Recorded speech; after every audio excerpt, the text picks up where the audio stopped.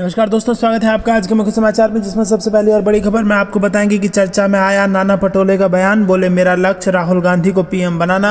दूसरी खबर में जिक्र होगा कि लोकतंत्र के साझा मूल्यों को बढ़ावा देना उद्देश्य, राहुल की अमेरिकी यात्रा का सैम पित्रोदा ने बताया मकसद। तीसरी खबर में जिक्र होगा कि कर्नाटक की रणनीति से कांग्रेस को मिलेगा फायदा, मल्लिकार्जुन खड़गे ने 24 मई को बुलाई बैठक। चौथी बड़ी खबर में जिक्र होगा कि राष्ट्रपति मौखटा भर बचे संसद के उद्घाटन का बहिष्कार कर सकता है विपक्ष, सावरकर जयंती से भी है दिक्कत। इसी के साथ पांचवी बड़ी खबर में आपको बताएंगे कि पुलवामा हमले की जांच होती तो राजनाथ को देना पड़ता इस्तीफा, सत्यपाल मलिक ने दिया बड़ा बयान। बोले जवानों की लाशों पर लड़ा गया 2019 का चुनाव। दोस्तों, हर एक खबर की गहराई में आपको ले जाएंगे, लेकिन उससे पहले अगर आपको भी ऐसा लगता है कि 2024 में बदल रही है सरकार, तो वीडियो को लाइक करके कमेंट में लिखिए जय हिंद। रुक करते हैं सबसे पहली और बड़ी खबर की तरफ। मेरा लक्ष्य राहुल गांधी को पीएम बनाना।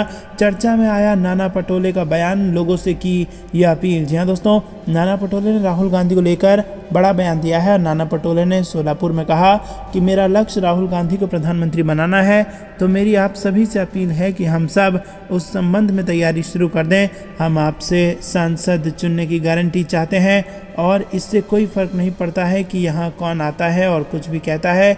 ये लड़ाई कांग्रेस की है, जिस कांग्रेस ने इस देश को आज़ादी दिलाई, जिस कांग्रेस ने देश को महाशक्ति बनाया, उससे पूछा जा रहा है कि उसने 75 साल में क्या किया। उन्हें दिखाओ कि हम क्या कर सकते हैं। कांग्रेस ने बैंक, LIC जैसे कई सार्वजनिक उद्यम बनाए। हमने जनता के पैसे से जनता के लिए ये गतिविधियां बनाई हैं। उन गतिविधियों को सरकार द्वारा हर दिन बेचा जा रहा है। नाना पटोले ने यह भी अपील की है कि वो इस चुनाव में कांग्रेस के एक सिपाही की तरह आज़ादी की लड़ाई लड़ें। रुक करते हैं अगली ब्रेकिंग न्यूज़ की तरफ। राहुल गांधी की अमेरिकी यात्रा का पित्रोदा ने बताया मकसद, कहा लोकतंत्र के साझा मूल्यों को बढ़ावा देना है उद्देश्य। जी हाँ दोस्तों, कांग्रेस नेता राहुल गांधी जून में संयुक्त राज्य अमेरिका की यात्रा पर जाने वाले हैं। इस दौरान जनसभाओं को संबोधित करने और विश्वविद्यालय के छात्रों के साथ बातचीत करने का कार्यक्रम है। उनकी यात्रा को लेकर कांग्रेस के इंडियन ओवरसीज अध्यक्ष सैम पित्रोदा ने कहा कि राहुल की अमेरिका की यात्रा का मकसद वास्तविक लोकतंत्र के साझा मूल्यों को बढ़ावा देना है।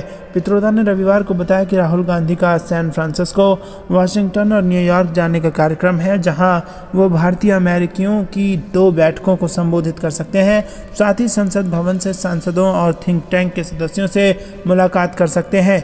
दोस्तों, रुक करते हैं अगली ब्रेकिंग न्यूज़ की तरफ। कर्नाटक की रणनीति से कांग्रेस को मिलेगा फायदा, मल्लिकार्जुन खड़गे ने 24 मई को बुलाई है बैठक। जी हाँ दोस्तों, आपको बता दें कि कर्नाटक विधानसभा चुनाव में मिली शानदार जीत के बाद कांग्रेस अध्यक्ष मल्लिकार्जुन खड़गे ने 24 मई को एक बैठक बुलाई है। जानकारी के मुताबिक खड़गे ने आगामी विधानसभा चुनावों पर रणनीति बनाने के लिए 24 मई को तेलंगाना, मध्य प्रदेश, राजस्थान और छत्तीसगढ़ के अपने नेताओं की बैठक बुलाई और हर राज्य के नेताओं के साथ अलग अलग बैठक होगी। रुक करते हैं अगली ब्रेकिंग न्यूज़ की तरफ। राष्ट्रपति मुखौटा भर बचे संसद के उद्घाटन का बहिष्कार कर सकता है विपक्ष, सावरकर जयंती से भी है दिक्कत। जी हाँ दोस्तों, देश की नई संसद बनकर तैयार हो गई है और पीएम मोदी इसका 28 मई को उद्घाटन करने वाले हैं। इस बीच कांग्रेस समेत कई विपक्षी दल इसका बाइकआउट करने की तैयारी में है। कांग्रेस नेता राहुल गांधी ने सबसे पहले इस पर सवाल उठाया है कि आखिर नई संसद भवन का उद्घाटन राष्ट्रपति से क्यों नहीं कराया जा रहा है।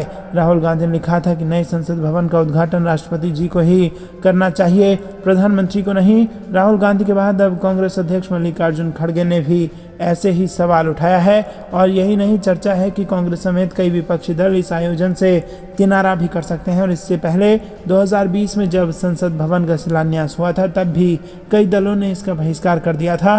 तब कांग्रेस समेत विपक्षी पार्टियों ने कहा था कि देश आर्थिक संकट और कोरोना जैसी महामारी के दौर से गुजर रहा है। ऐसे में करोड़ों की पूंजी खर्च करके नया संसद भवन बनवाने की क्या जरूरत है।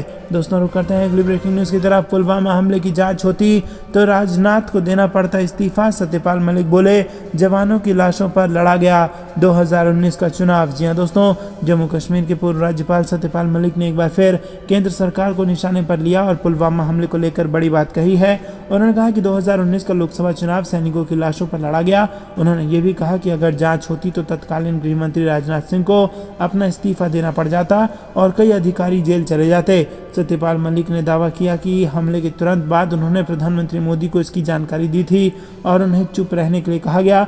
राजस्थान के अलवर जिले के बानसूर में एक कार्यक्रम के दौरान उन्होंने केंद्र सरकार को निशाने पर लेते हुए कहा कि चुनाव हमारे सैनिकों की लाशों पर लड़ा गया था और कोई जांच नहीं हुई। अगर जांच होती तो तत्कालीन गृह मंत्री को इस्तीफा देना पड़ता, कई अधिकारी जेल में होते और एक बड़ा विवाद पैदा हो जाता।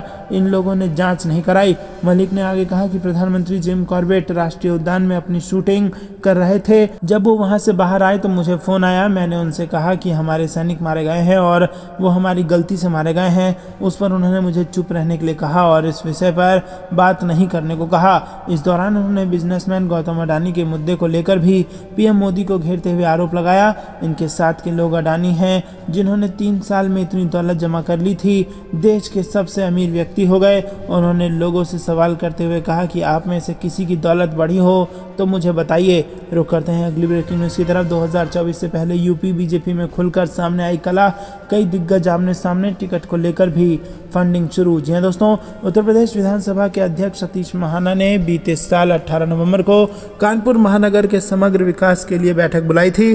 तब ये बैठक काफ़ी चर्चा में रही थी और तब कानपुर के सांसद सत्यदेव पचौरी की नाराजगी सामने आई थी। सांसद ने मंडलायुक्त राजशेखर को इस बाबत पत्र लिखा था और अब सतीश महाना ने फिर से बैठक बुलाई है, जिसके बाद फिर ये विवाद होने की संभावना है। सूत्रों की माने तो पत्र में सांसद ने आपत्ति जताई थी कि इस बैठक को बुलाने का अधिकार सतीश महाना के पास नहीं है और इसे रद्द कर दिया जाए। कानपुर के सांसद सत्यदेव पचौरी का इस मामले में 7 अकबरपुर से सांसद देवेंद्र सिंह भोले ने दिया था और सत्यदेव पचौरी ने जो पत्र दिया था उसमें देवेंद्र सिंह भोले के हस्ताक्षर थे, लेकिन उस वक्त दोनों कुछ बोले नहीं थे। रुक करते हैं अगली ब्रेकिंग न्यूज़ की तरफ। चुनाव से पहले बीजेपी को बड़ा झटका, कांग्रेस में शामिल हुए कई नेता। जी हाँ दोस्तों, मध्य प्रदेश के सागर की नरियावाली विधानसभा सीट से भाजपा विधायक प्रदीप लारिया के भाई डॉक्टर हेमंत लारिया ने अपने सैकड़ों साथियों के साथ भाजपा छोड़कर कांग्रेस की सदस्यता ले ली है। वहीं प्रदेश कांग्रेस कमेटी के अध्यक्ष कमलनाथ ने उन्हें दुपट्टा पहनाया और पार्टी में स्वागत किया और इसी तरह सतना, मुरैना, हरदा, बालाघाट सहित अन्य जिलों के कई प्रतिनिधियों ने कांग्रेस की सदस्यता ग्रहण कर ली है। रुक करते हैं अगली ब्रेकिंग न्यूज़ की तरफ। विपक्षी जोड़ो मिशन पर नीतीश कुमार केजरीवाल के बाद कांग्रेस अध्यक्ष राहुल गांधी से मिलेंगे। जी हाँ दोस्तों, रविवार को दिल्ली के मुख्यमंत्री अरविंद केजरीवाल से मुलाकात के एक दिन बाद बिहार के मुख्यमंत्री नीतीश कुमार दिल्ली में कांग्रेस अध्यक्ष मल्लिकार्जुन खड़गे और कांग्रेस के पूर्व सांसद राहुल गांधी से मुलाकात करेंगे। बिहार के मुख्यमंत्री 2024 के लोकसभा चुनाव में भाजपा को चुनौती देने के लिए विपक्षी एकता बनाने का प्रयास कर रहे हैं। नीतीश कुमार ने केजरीवाल से दिल्ली में उनके आवास पर मुलाकात की और यहाँ ये पता चला कि उन्होंने अगले साल के आम चुनाव से पहले विपक्ष को एकजुट करने के लिए दिल्ली के मुख्यमंत्री और कांग्रेस के बीच कामकाजी संबंध बनाने की कोशिश की। आम आदमी पार्टी और कांग्रेस दिल्ली और पंजाब में कट्टर प्रतिद्वंदी हैं और ये शनिवार को एक बार फिर स्पष्ट हो गया है जब कर्नाटक में सिद्धारमैया के शपथ ग्रहण समारोह में कांग्रेस ने केजरीवाल को आमंत्रित नहीं किया।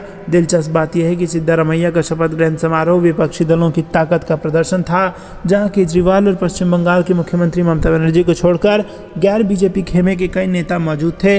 बिहार के सीएम ने पटना में बड़ी विपक्षी बैठक आयोजित करने की तारीखों पर भी चर्चा की, जैसा कि हाल ही में कोलकाता में दोनों नेताओं की मुलाकात के दौरान ममता बनर्जी ने उनसे अनुरोध किया था। दोस्तों, ये थी दिन भर की सारी जरूरी और बड़ी खबरें। अंत तक बने रहने के लिए बहुत बहुत धन्यवाद। जय हिंद, जय भारत।